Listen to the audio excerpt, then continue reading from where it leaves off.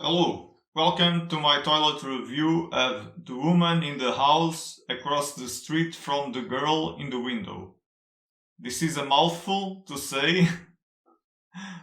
Um, it's a TV series that is streaming now on Netflix with Kristen Bell, Michael Ealy, and Tom Riley, among others that I don't really know their names. These three, I know them. Kristen Bell from her time as Veronica Mars, at least.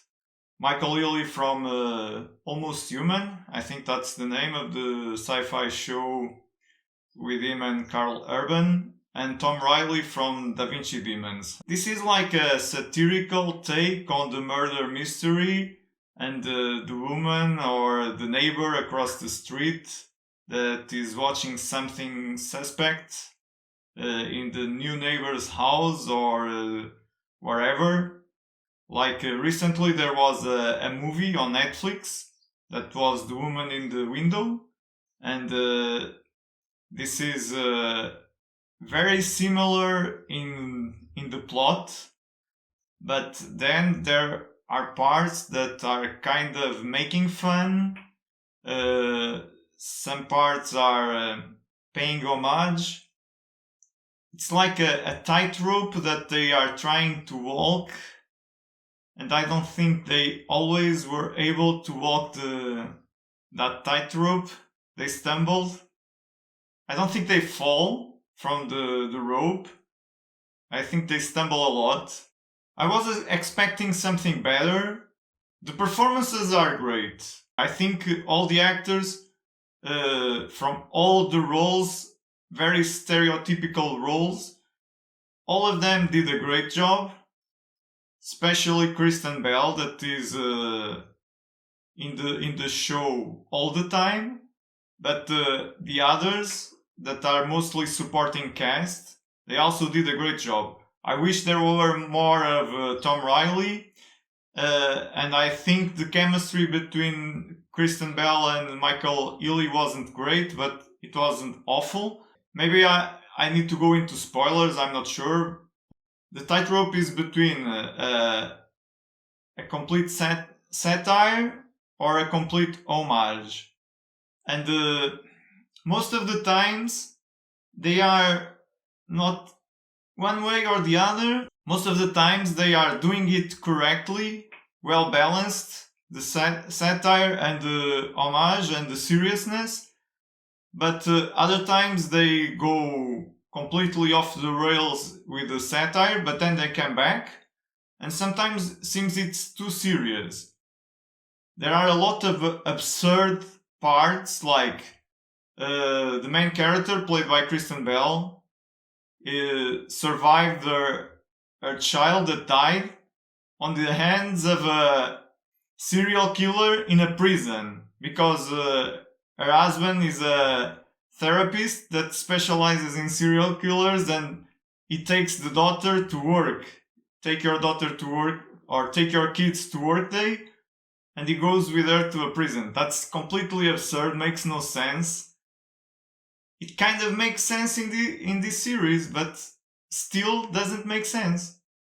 The plot is so similar to The Woman in the Window in terms of how it develops, that the end, like, there is a lot of twists and turns, but the ending is the same almost in terms of concept, because it's the child that is the murderer.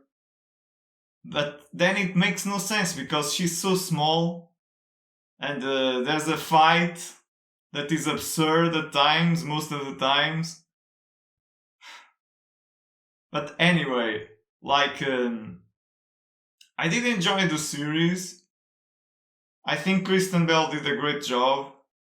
I think they built a interesting universe, because now the way the series ended, I wasn't expecting that part. That's for sure.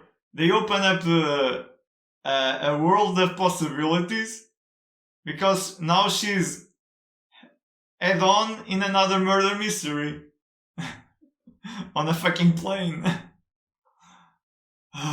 Oh my god.